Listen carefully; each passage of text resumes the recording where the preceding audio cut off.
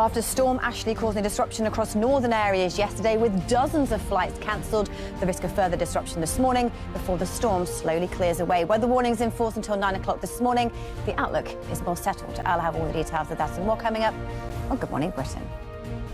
That might happen. Yeah, so on the 9th of October, they already had a landslide. And actually, you can see from the video that there's a cordon that's already there, extended beyond the beach huts because of the Storm Ashley. first named storm of the season. So we joined forces with Ireland. So the Irish Met Service named this, and we had gusts of 82 miles an hour. But the big as well. So the storm is still here. It's still across it's still coming down. It's still very strong.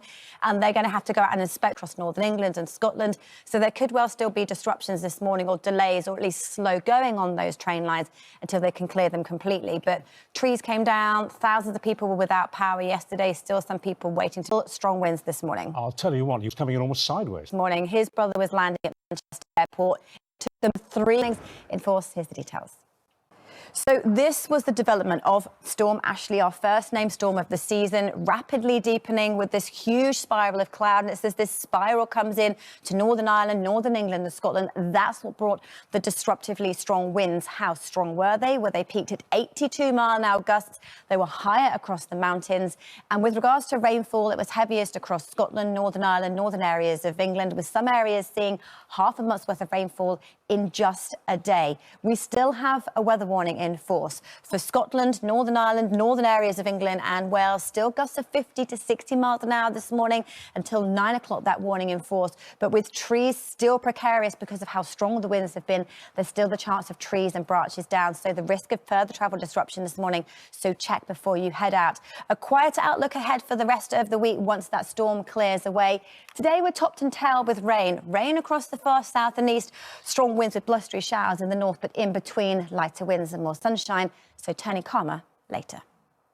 Good morning to you. Storm Ashley caused havoc for travel across northern areas of the UK yesterday.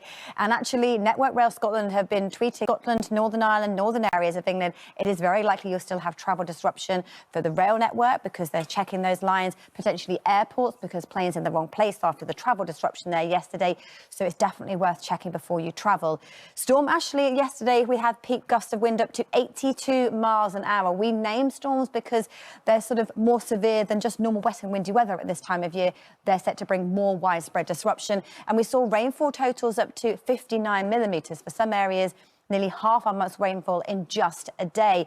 It's worth pointing out still strong winds around. There's still thousands without power across this yellow warning area with a weather warning in force until 9 o'clock this morning with gusts up to 60 miles an hour with those trees in full leaf. The chance of small trees and branches likely to come down.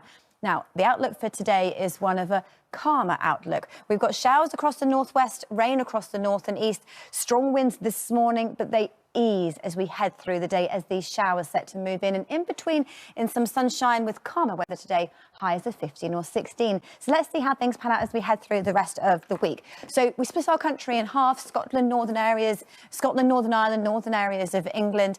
This is how things are looking. This is our temperature compared to average. Everything stays below it, so it's a cool week ahead.